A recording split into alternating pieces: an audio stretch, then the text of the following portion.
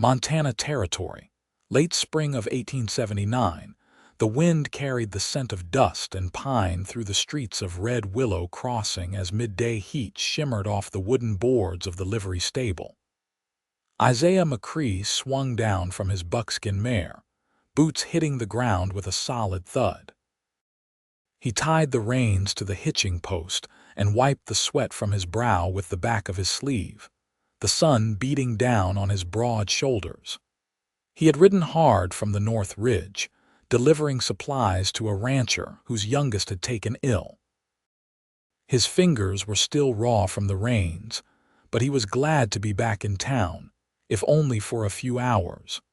Then he heard an uneven stumbling of footsteps, followed by a sharp gasp. A woman collapsed beside the hitching post, her skirt billowing in the sudden motion, the bonnet on her head tumbling off. Isaiah turned fast, his instincts kicking in before his thoughts did. He was at her side in seconds. "Ma'am," he said, crouching low, "can you hear me?" She lay crumpled on her side, breath shallow, lips dry and cracked. Her hands trembled and her skin was pale beneath the dust. Her dress had once been clean and proper but was now torn at the hem and streaked with grime. Isaiah lifted her gently into his arms, careful of her weight. She was too light, like she had gone too long without a proper meal. Her head lolled against his chest, but her eyes fluttered open just barely. "Please," she whispered, "my children," that was all she managed before she slipped back into unconsciousness. Isaiah's jaw tightened. He carried her across the street to the doctor's cabin, kicking the door open without knocking. "Doc, I need you," he called. Dr. Brannigan looked up from his desk, startled, then rushed over when he saw who Isaiah carried. While the doctor worked, Isaiah waited on the porch, hat in hand, heart pounding with something he could not quite name. An hour passed before the door creaked open. "She is stable," the doctor said, wiping his hands. "Dehydrated, starved, but no fever. She should wake soon. Do not crowd her." Isaiah nodded, already stepping inside. He sat in the chair beside the cot where she lay, watching the soft rise and fall of her chest. Her face was young but worn, no older than 25, with dark lashes resting against her cheeks and a quiet strength in her jaw. When she woke, it was slow. Her fingers twitched first, then her eyes opened, blinking against the lamp light. "You are safe," Isaiah said gently. She looked at him, confusion in her gaze. "The children," she whispered again. "I left them, under the old cottonwoods near the creek bed. I could not carry all of us. I thought maybe someone would come if they saw me." Isaiah stood instantly. "Where?" "South of here." "Maybe half a mile," she said, her voice cracking. "A little boy and girl. Faye is 6, Felix is 3. "Stay put," Isaiah said, grabbing his coat. "I will bring them back." He rode hard again, heart thudding with urgency. The sun was already dipping low, casting long shadows across the land. He followed the dry creek bed, scanning every bend. Then, beneath a clump of cottonwoods, he spotted them. 2 small figures huddled together, arms around each other. "Faye," Isaiah called gently as he dismounted. The girl looked up, eyes wide. "Mama said someone would come." "She is safe," he said quickly. "Come on, I will take you to her." Felix clung to his sister, hesitant, but she helped him up. Isaiah lifted the boy with care and led the girl to his horse. Back at the doctor's cabin, the children burst through the door, calling out. "Mama!" The woman, her name, Isaiah soon learned, was Maeva Nolan, sat up fast, arms wide, tears streaking down her cheeks. She held them close, rocking them, kissing their dirt-smudged heads. Isaiah stood back, watching silently. The warmth in his chest surprised him. Later, after the children had fallen asleep curled against their mother's side, Maeva looked up at him. "Thank you," she whispered. Isaiah nodded. "You do not need to thank me." "I do." "You saved us." He crouched beside the cot again. "What happened?" Maeva's eyes dropped to her lap. My husband died last winter. Fever took him quick. We were living near Helena, but his people turned us out once he passed. I tried to find work, but no one would hire a widow with 2 little ones. So I started walking south. I heard there might be work in Red Willow. We ran out of food days ago. Isaiah looked at her, really looked. She was strong underneath it all, worn down, yes, but not broken. You are staying here, he said, at least until you are strong again. I will make sure you and your children have what you need. Her eyes searched his face. Why? He hesitated. Because when I saw you fall, something in me just knew. Maeva's lips parted, but no words came. She just stared at him like maybe she felt it too. Isaiah stood, brushing a hand against her blanket before walking out. That night, he lay awake in the bunkhouse above the stable, staring at the ceiling, thinking of the woman who had collapsed beside the hitching post and how holding her in his arms had felt like finding something he had not known he needed. And she was not just any woman. She was the one meant for him. By the second morning, the spring rain had rolled in, steady and soft, tapping against the doctor's window panes. Isaiah stood at the edge of Maeva's borrowed room, shoulders damp from the walk across town. He held a canvas sack in one hand and a tin kettle in the other. I brought some things, he said, setting the sack down on the table beside the bed. Cornmeal, split peas, a jar of elderberry preserves. Mrs. Anders down by the church gave me the preserves. Said your little ones looked too thin. Maeva sat upright now, her back braced by a folded quilt. Faye and Felix lay curled together beside her, still asleep. She looked at the sack, then at him. I don't know how to repay you, she said, her voice low from the strain of rest and worry. Isaiah took off his hat, ran a hand through hair still damp from the rain. It's not owed. Nobody ought to carry the weight you've been carrying on your own. She studied his face for a long moment before reaching for the tin kettle. Is there a stove I can use? Doctor's got a cook stove in the back room.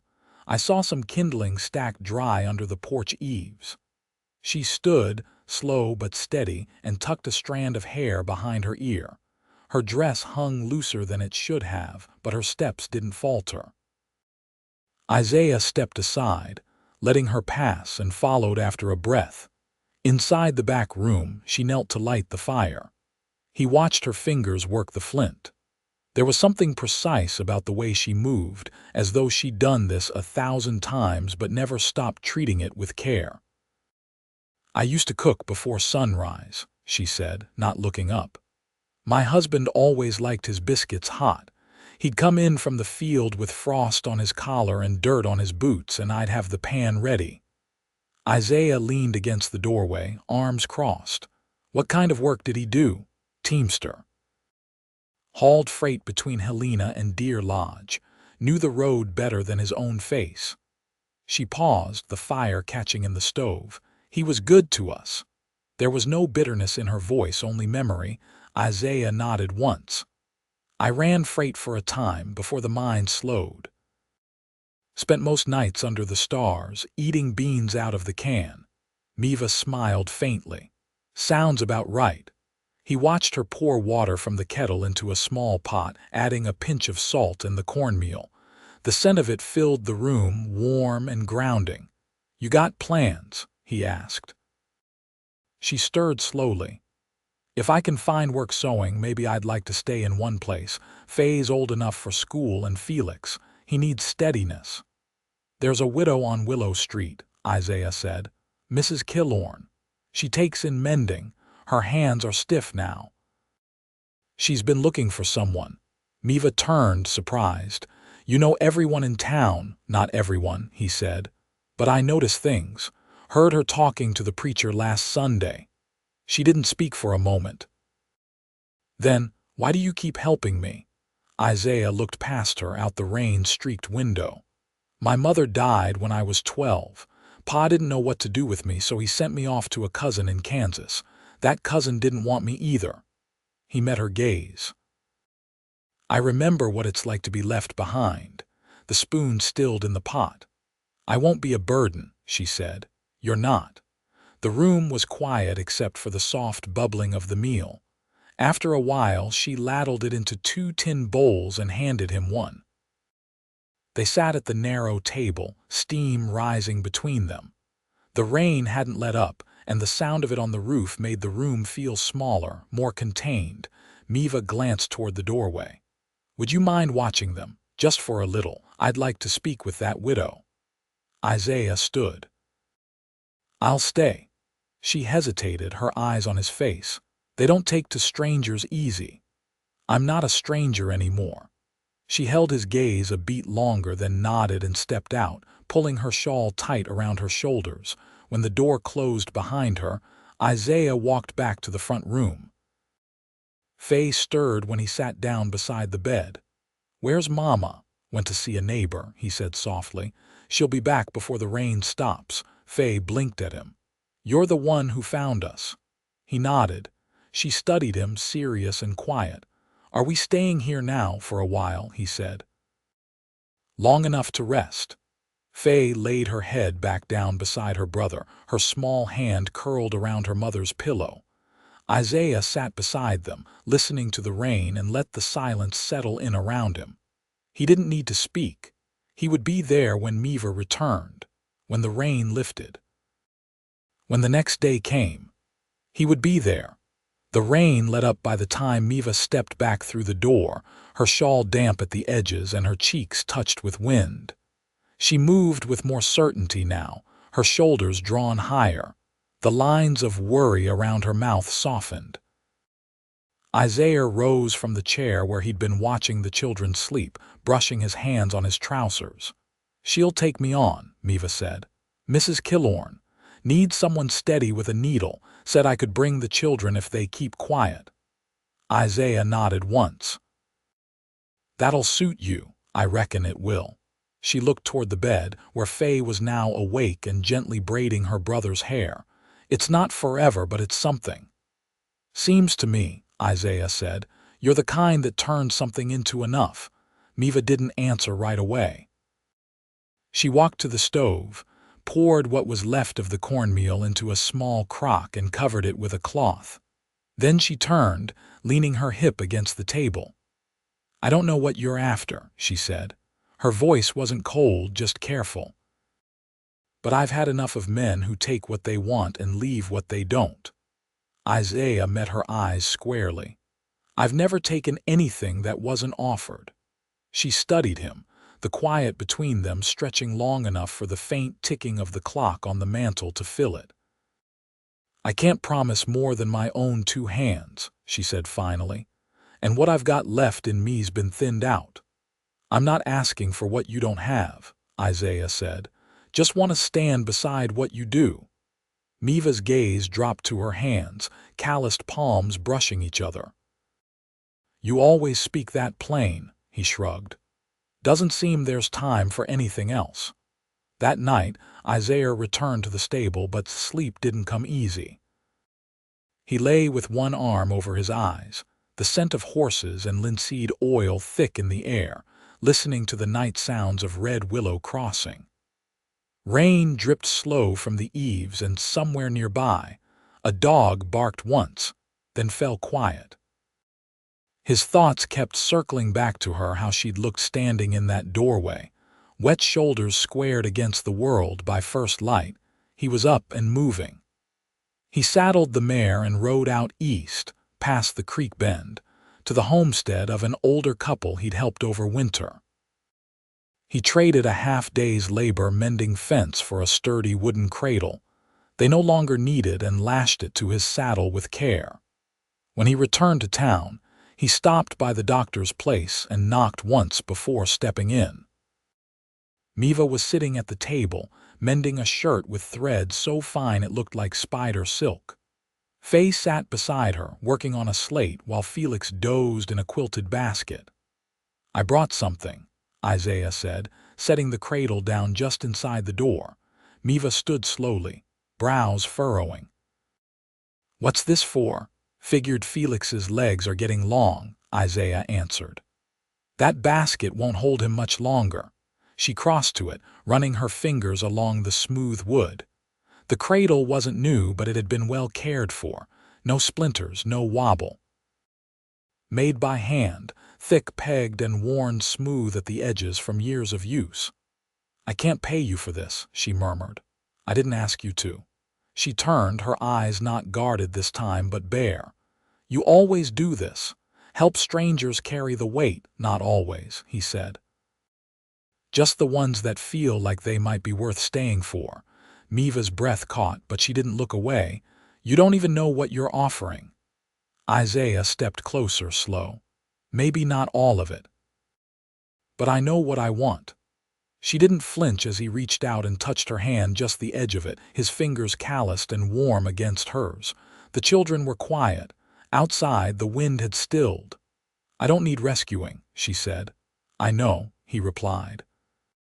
"But maybe you deserve someone who stays anyway." Maeva's hand turned in his, her fingers curling around his. "I've never had that before."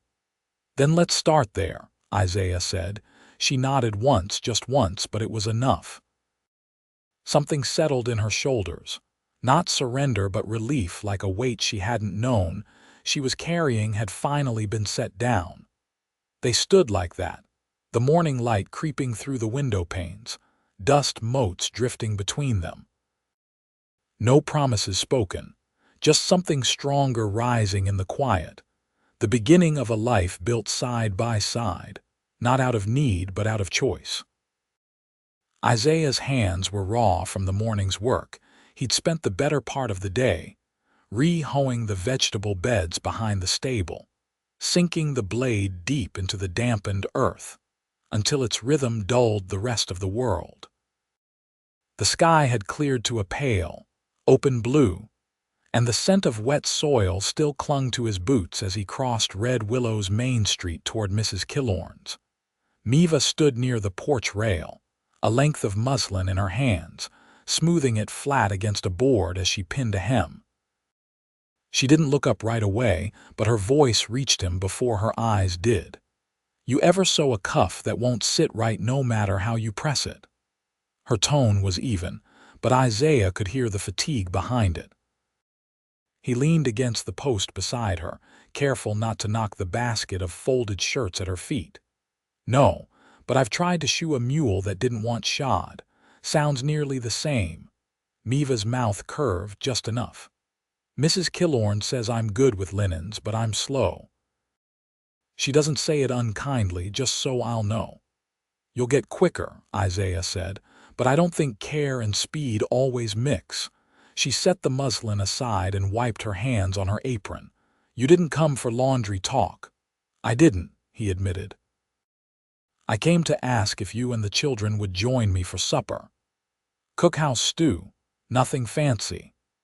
Maeva hesitated, her gaze drifting toward the open window where Faye and Felix sat inside, coloring with scraps of charcoal on butcher's paper. They could use a warm meal not served from a kettle.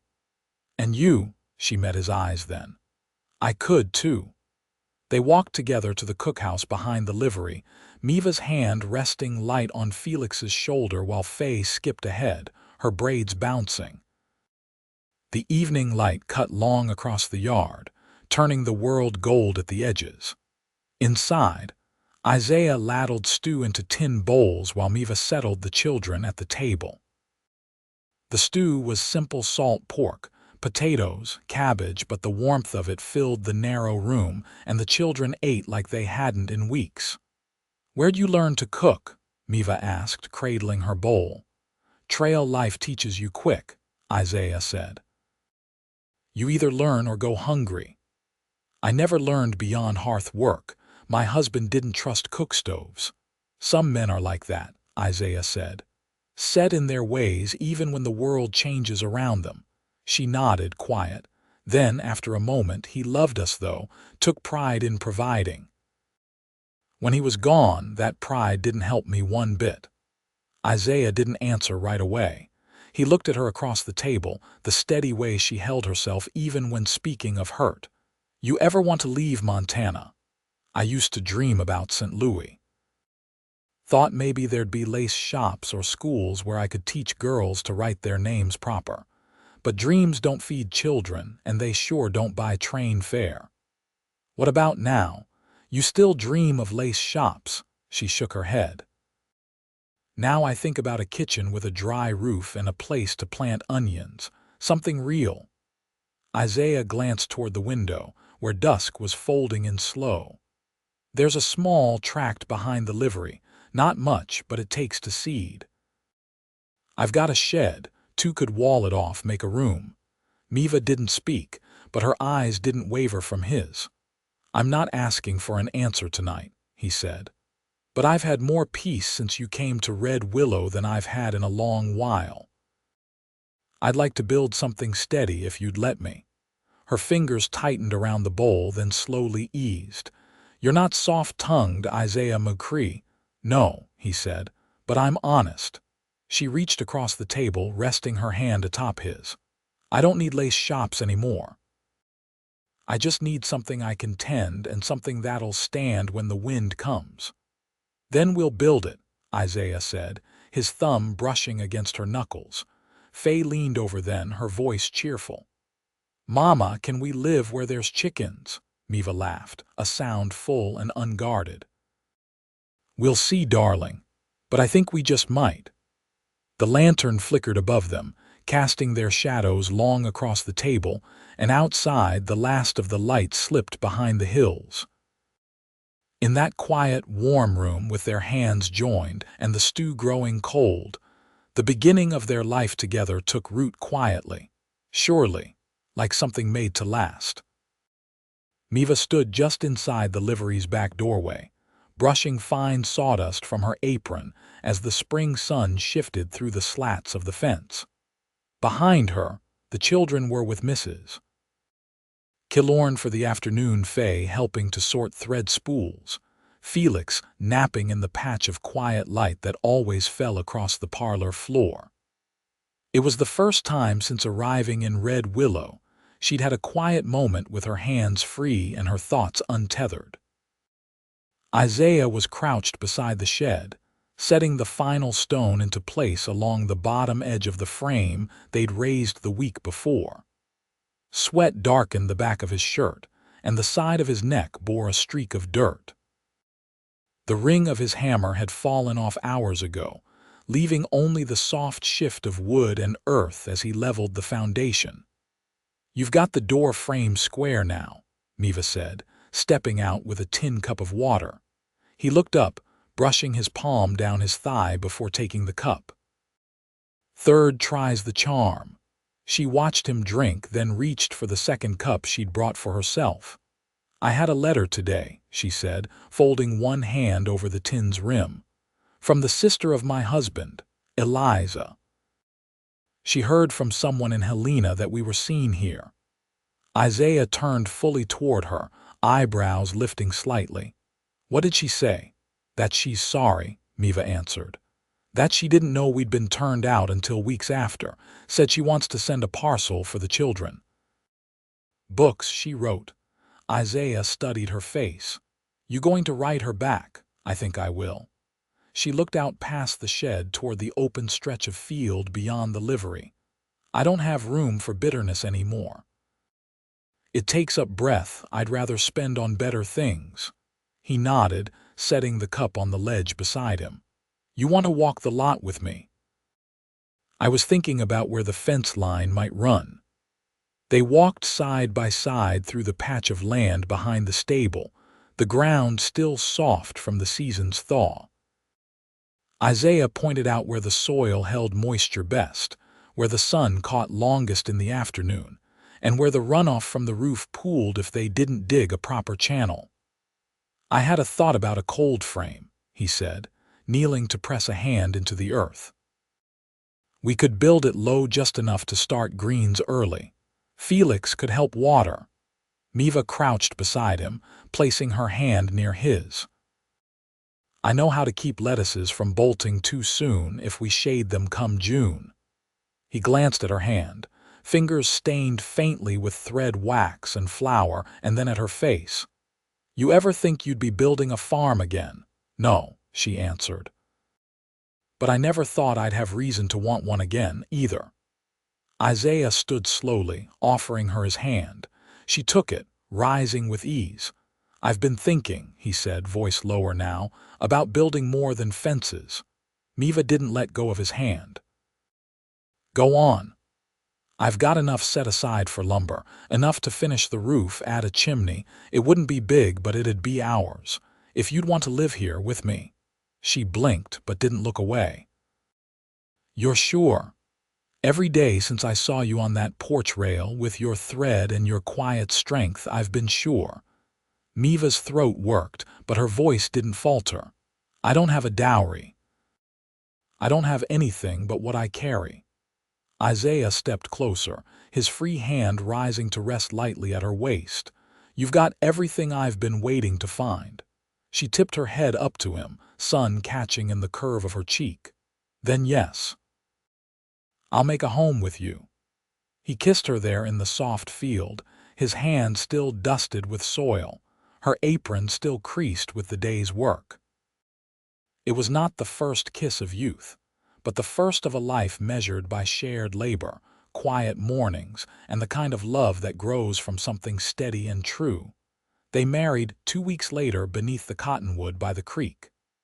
Doc Brannigan stood for the words, and Mrs. Killorn held Felix while Faye scattered early wildflowers in the grass. Isaiah wore his cleanest shirt, and Maeva wore a pale blue dress she'd stitched from leftover bolts. Their home rose slow but strong. The shed became their kitchen, the loft above the stable their sleeping place, until the walls of their cabin stood straight and the door hung plumb. Maeva planted onions, just as she'd hoped, and a row of late beans. Isaiah built a bench beneath the window, where she liked to sew in the evening light. Faye started school that fall. Felix learned to count by stacking smooth stones Isaiah gathered from the creek. At night, Maeva read to them from the parcel Eliza had sent stories about ships and stars, and once, a tale about a girl who made her own way through a forest and found a home waiting at the edge of it. When winter came, the fire stayed lit. The wind tried the shutters, but the walls held. Isaiah would rest his palm over Maeva's as they sat near the fire, fingers twined. They didn't speak much in those moments. They didn't need to. In time, the townsfolk stopped calling her the widow woman and began calling her Maeva McCrae. She had not expected to love again, not in the way she did now, with her whole body, her whole heart. But love, she had learned, wasn't always loud. Sometimes it was a steady hand on the back, a fence line drawn true, a child's laughter echoing through a warm, dry room. And Isaiah, for all his quiet ways, never once let go. They grew old together in that home. They worked side by side season after season, and when the children grew and had families of their own, the porch stayed full, the hearth warm, and the love between them never dimmed. They had chosen each other freely, fully, and with the kind of trust that never had to be spoken again, and they were happy. Always.